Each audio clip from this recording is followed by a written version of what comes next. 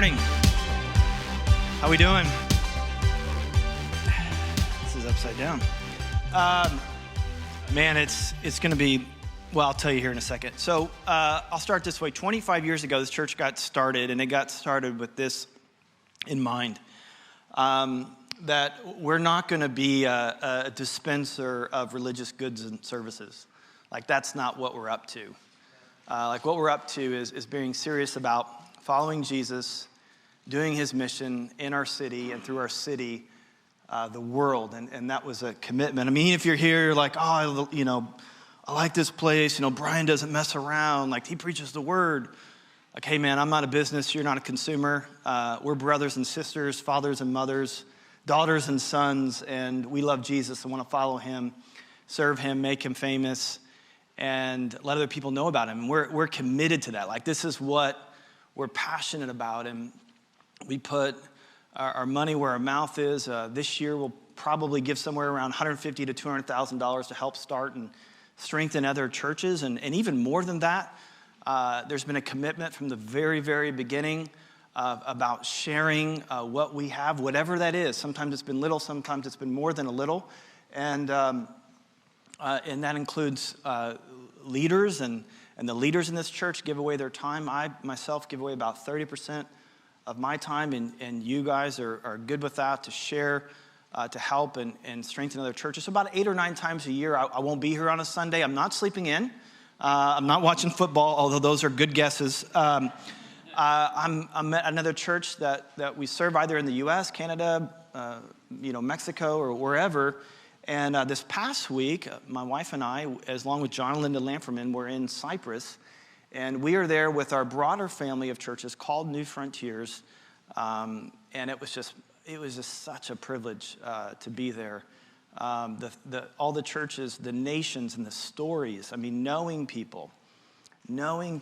Like, we have brothers and sisters in India, and they are being arrested. They are being beaten for their faith.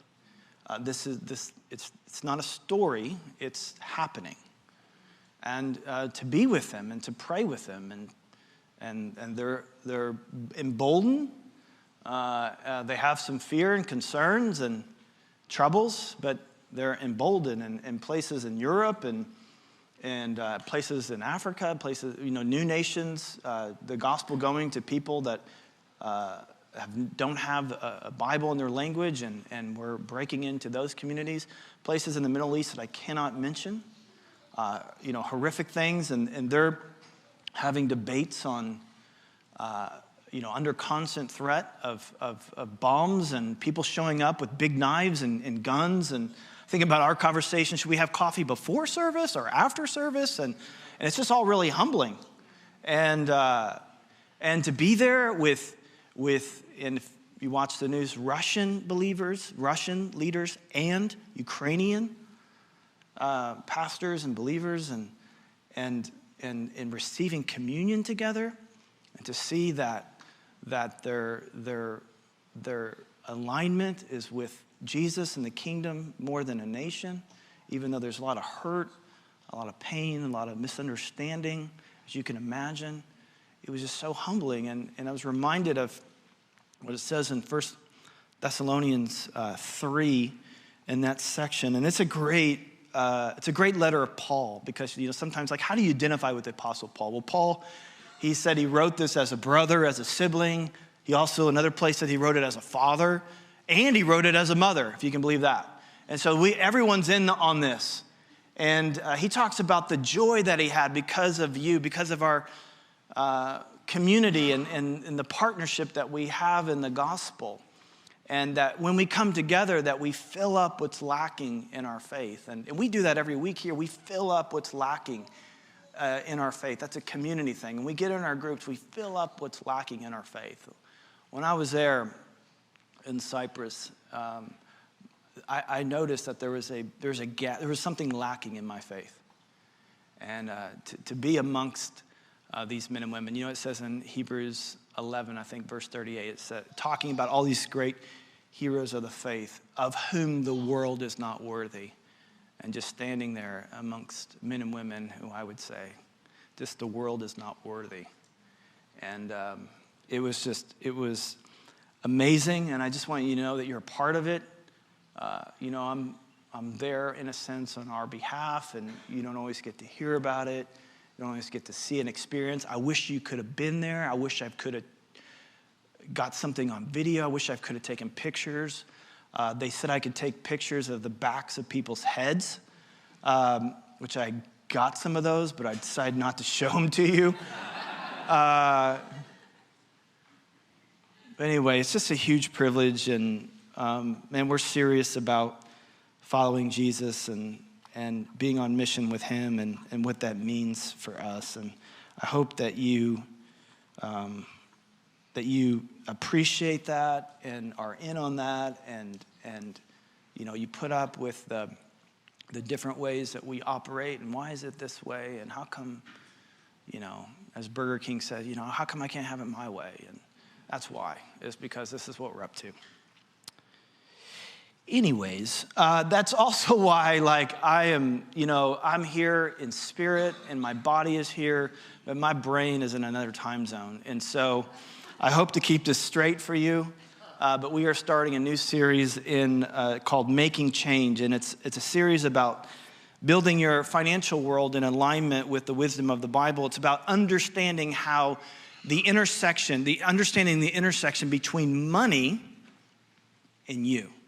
How does money work, and how do you work, that intersection? I think this series is going to help a lot of people, because I think if we're to think about it, it is the driving force behind most, if not all, of our decisions. It's why we live where we live. It's why we will move eventually, is because of money. We will move for those reasons. Consciously or unconsciously, it's a big factor in who we choose to marry. It's why here in a couple of weeks, it'll be the primary driver by whoever you vote for.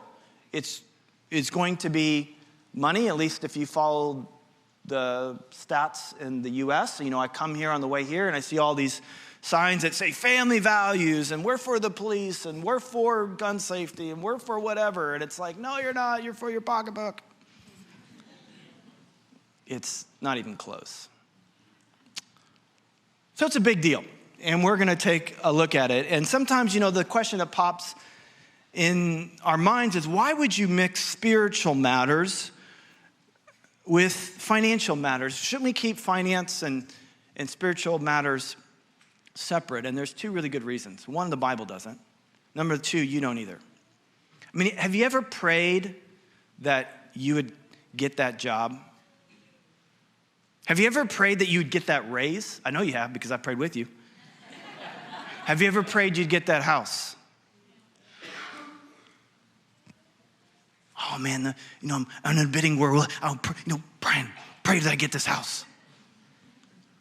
Even if you're kind of low grade on your faith, or whatever, you're like, whoever, somebody out there, help me. If you ever pray, to whom it may be concerned, whoever you are, Oprah, whatever, just help me. So you mix spiritual matters and financial matters already. So you might as well do it right. So that's what we're going to do. We're going to mix them right. And you may or may not know this, but this is a big subject in the Bible. Jesus talks about money a lot, more than anyone else. He talks about money more than he talks about heaven. Probably because he knows that we would be more afraid to hear that there is no money than there is no heaven. Because for a lot of us, money is heaven. It's why the streets are gold,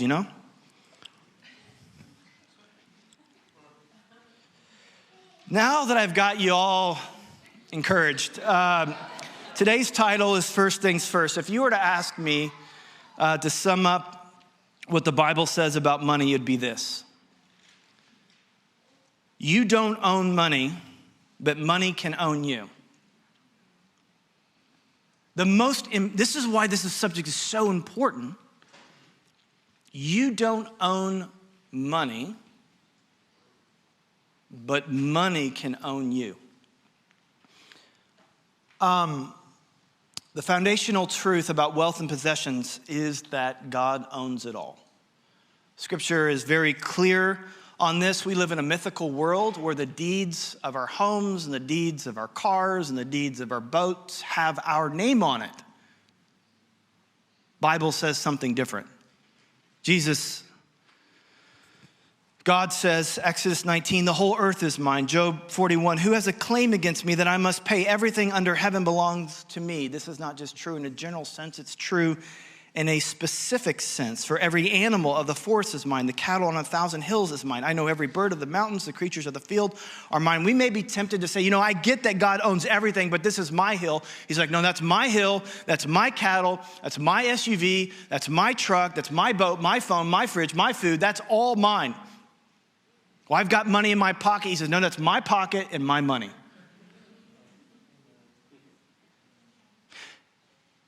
Moses says in Deuteronomy 8, you may say to yourself, well, wait a minute, Brian, my power and the strength of my hands have produced wealth for me. But remember the Lord your God. And that's what's so at stake, is forgetting the Lord your God. For it is he who gives you the ability to produce wealth. Some say, I work hard, I study, I'm ambitious, I'm savvy, I'm putting in the midnight oil, I'm making connections, I'm networking, the effort, my education, my personality, I have produced the wealth. This is not true. It's not true. Okay, Brian, if it's all God's, then why is this money in my possession? Well, that's an excellent question. I'm glad you asked. And the reason why it's an excellent question, because it is as foundational to why God created the whole earth in the first place. And it's why we are so prone to messing it up. In the creative overflow of the love of the triune God spilling out on creation, humanity was placed on the earth to steward creation, to live in harmony with God and one another, and to delight in the shared purpose and responsibility of filling the world with the glory of God.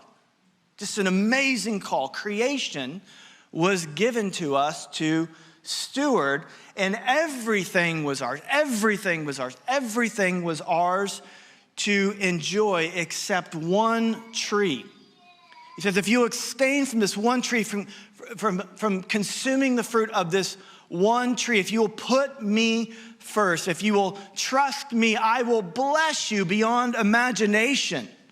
But if you don't, you and the world will be cursed. In the garden, the sales pitch of El Diablo that humanity fell for, that we still fall for to this day, is why be a steward when you can be an owner?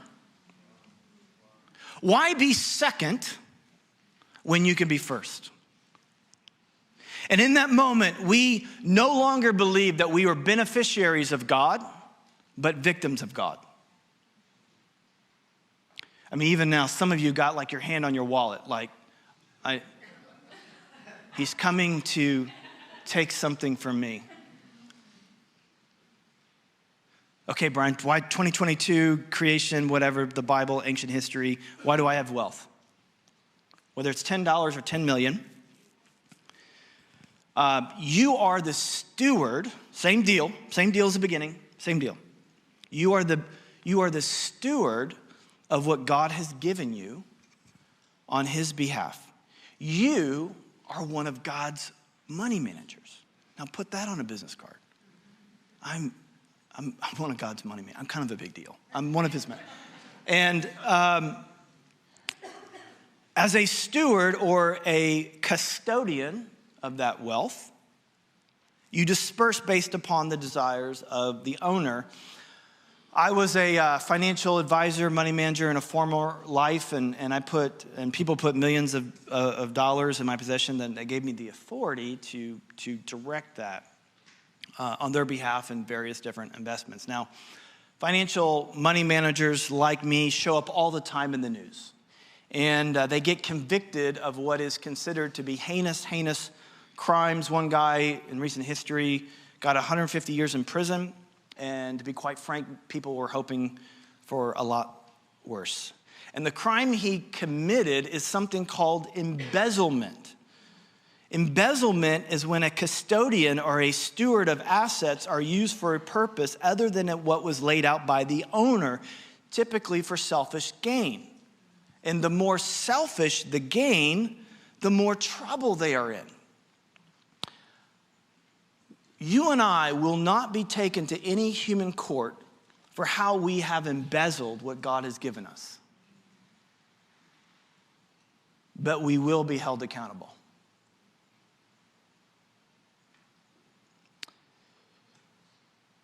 Okay, so what do I do with this wealth? Well, what's he up to? Well, let me tell you what he's not up to. He's not wanting something from you. You know, inflation's bad, and he's got to repair the gold sidewalks in heaven, and it's just, he's a little short, and he needs it from you. Hey, he said, who do I owe anything? I own the cattle and everything's mine. He's not after your money. He's not after. I'm in a different time zone. Remember that. Remember I said that? I'm in a different time zone. Who's watching this online? He's not he's not wanting to take something from you. But he is here to make sure that nothing else takes from you. That's what he's up to. So his first priority when he gives this to you, just like creation, now make sure you put me first. Because if you don't, things are going to go bad. So he wants to make sure that you're not a slave to it. He wants to make sure that you're not a slave to it. He wants to set you free from the power money has over you. I said this in the beginning. You don't own money, but money can own you. Well, how do I know? Well, no servant, he says, can serve two masters, for they'll either hate the one and love the other, or he'll be devoted to one and despise the other. You cannot serve God and money. Wait. Jesus, didn't you mean God and the devil?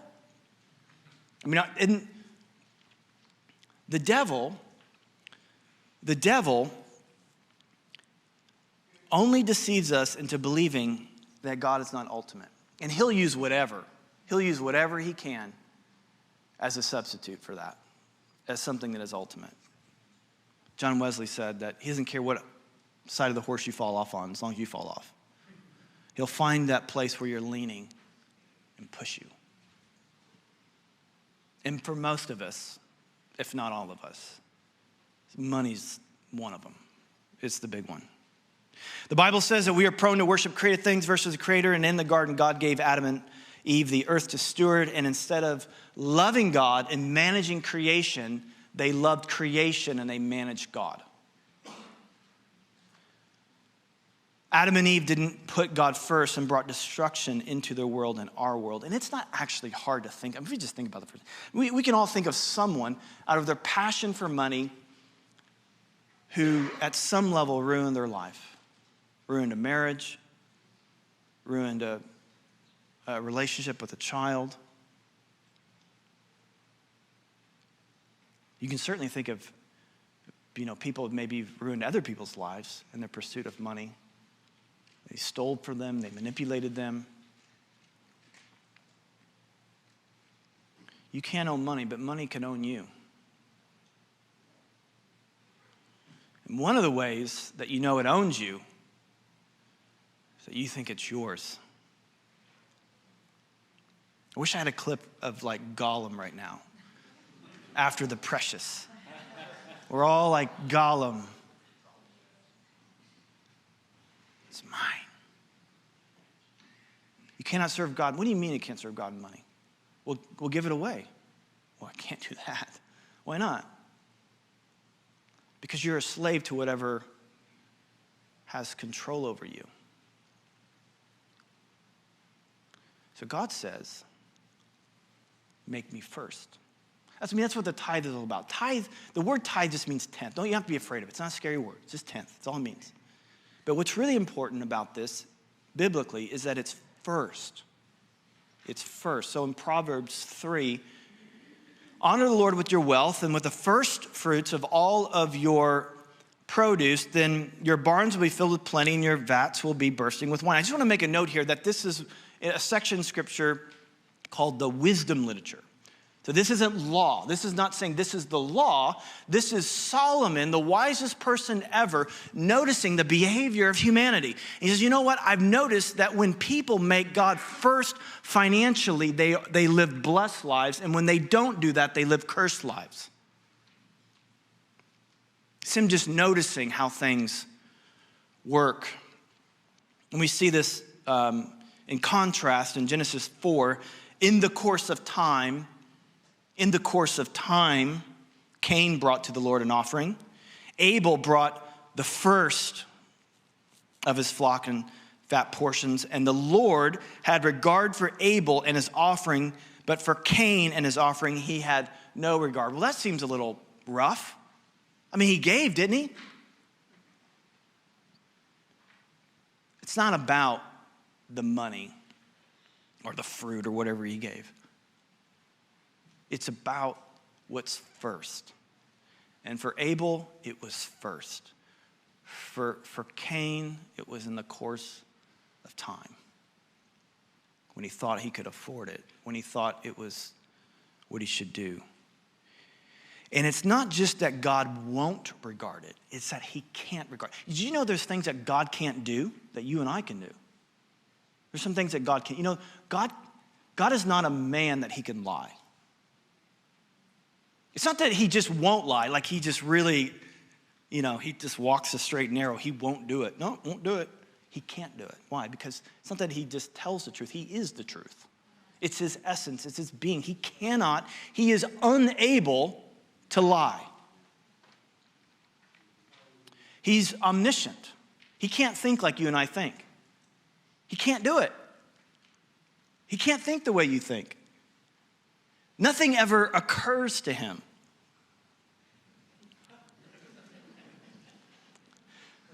Sometimes they don't occur to us either, apparently. All right, okay. Immutability. He can't change. He can't improve. Why? Because he's already best. He's the same yesterday, today, and forever. He cannot change. Here's something else about God. He's omniscient. He's preeminent. I already said that one. Which means he can't be second. It's not that he won't be second. He can't be second. The most important thing you can do financially is make God first in your finances. And this is powerful for everyone who does this. And if you're new here, this is not about, we don't take an offering anymore. You could give online if you want, but there's nothing going to happen. No one's going to ask you to give money today. This is about you, and this is about what you give first. But everybody I ever know who ever does this never regrets it, ever. In fact, there's one pastor that I know, and more that I know of, that they're so convinced of this, they'll do things. They've told their church, hey, if you tithe for a year and you somehow regret it, I'll give all your money back. And so I thought about that, and I prayed about that. And I've decided that if you tithe for a year and somehow you regret it, David will give you all of your money back.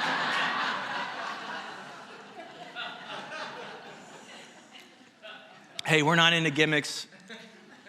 But it's true. I remember like it was yesterday in November 1999. It was a cold and rainy night. And I remember writing that check. And my hands were shaking. I had new Christian, new to my job, 100% commission, more month than money, more debt than deposits. I'd put him first in a lot of areas except this one. John Wesley also said the last thing to get converted in a man is his wallet. And that was true for me. It was no joke. Scary, one of the scariest things I've ever done. I mean legitimately scary. Like I was afraid to do it. But I also, 1,000%, the most freeing thing I've ever done. And I haven't stopped. Teach our kids this. Those who've been around, you know about the 3 jars. Give, save, spend the rest. Give, save, spend the rest. God, why do I do that? Why do I do the jar? Why? Because God gets first. That's how reality is. This is reality. This is how money and you works. This is huge. This same guy that did this, and I was asking him questions about it, and he was telling me stories. And one of the stories that he told was like, he remembers this business guy came to him, and he preached about tithing, and this guy was making about $100,000 a year, and so he's tithing. He's given $10,000, and the Bible uses the word return. That's another sermon. Doesn't use the word give, because you can't give something that's not yours. But anyway, so he does this, and well, anyway, this guy's business is going well, and now he's making like $300,000 or $400,000. And he comes to his pastor, and he's like, man, before it was like $10,000, and now it's like 30 or 40 or more. Like, I don't know that I could afford that. He's like, hey, I totally get it. Let me pray for you. He says, puts his hand on his back. He says, God, I pray that you would lower this man's salary so that he could afford to tithe. The guy's like, no, don't pray that prayer. Don't pray that prayer. Never mind. We're not givers, but we are receivers. And putting him first is the best and the most important thing that you can do with your money. If you don't want money to own you, if you don't want to be a slave to it, put him first. Now, we've been talking very high level, and I'm going to crash this to ground level. The other thing I think you should do is another scary word. It's the B word. I think you should budget. Tithing, budget. This place is terrible.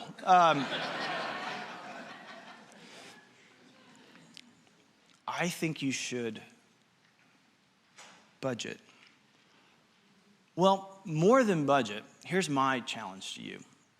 For the next 2 months, I think you should track your spending. I think you should spy on your money. I think you should follow it around and see where it goes. You need to be knowing where your money be going. And here's why. You want to know why? It's not yours. It's not yours. When I was a money manager, I would sit down maybe on a quarterly basis, and they would sit down, and the first question on their mind, which is probably the first question on your mind, is how did my money do? What did you do with my money?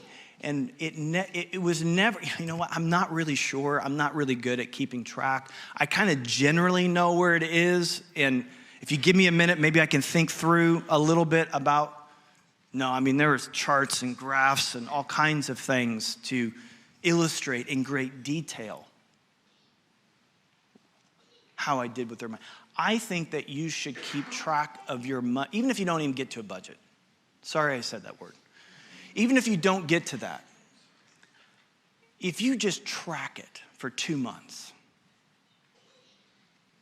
and just see where it goes, you will know whether or not you are a slave to money or not.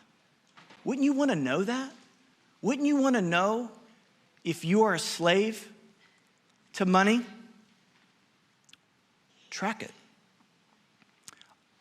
Tracking it is a way to tell your heart over and over again, I'm accountable for this. I'm responsible for this. I'm a steward of this. This is not mine. This is someone else's. And I want to take good use of this. Do you have any teenagers or college students in here? Maybe a few. I'm going to give you a secret that you're going to love this. Yeah, pay attention. if you, for some reason, if you have the good fortune of your parents giving you money, I'm going to give you just about a guaranteed way to get more for them. And here it is that when you just say, hey, mom and dad, I want you to come here to the kitchen table. We'd like you to have a seat. And pull out the folders that I gave you. And if you would go to page 3, I want to explain, with gas prices and, and all that kind of stuff, I've been spending more money lately, as you can see, on gas. And I've been studying more. And so like Starbucks habit has gone up a little bit. And so you could see here that there's a good reason why I need more money. And after they get off the floor, they're going to give you more money. Because they're going to see that you are faithful in what you had already given them. And you can be trusted with more. It's what you would do. What did you do with the money I gave you? What did you do with the money I gave you? Jesus is going to ask that question. What did you do with the life that I gave you? What did you do with the money? And so a budget is a way of doing that and tracking it. For 22 years, it's so easy to track it now. My wife and I have done this since day one of their marriage, and we used to use graph paper. Remember that? Just to write it down on graph paper and buy it anyway. Now it's so easy to do it. And all of this time, we've never argued about money. You want to know why? We're so godly. No, because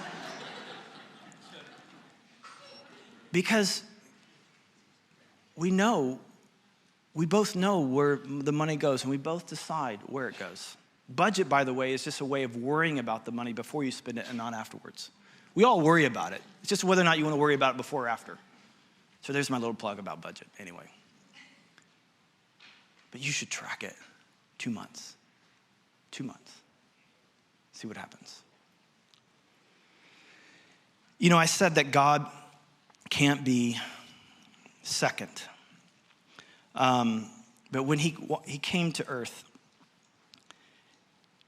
he didn't just make himself second. He didn't make himself third or fourth or fifth or sixth. And here's why we can trust him. This is why we should just run and believe everything he's ever said about anything, especially money.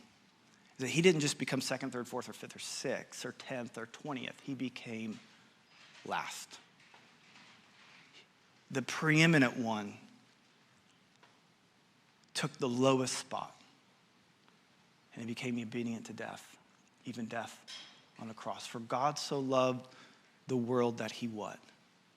He gave. He's not a taker, he is a giver. He is generous. He is generous. And he gave, not 10% of himself, 100%. 100%. That you could have life and have it to the full. And he did that so he can get 10% from you. You can believe that. But the truth is he did it because he loves you. And he wants to set you free from the bondage that you're in. Will you trust him? Will you believe in him? Will you respond to him? Why don't we stand?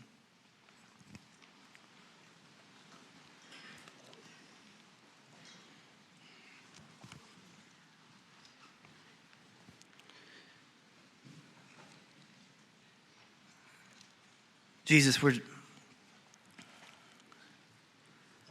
humbled that you would even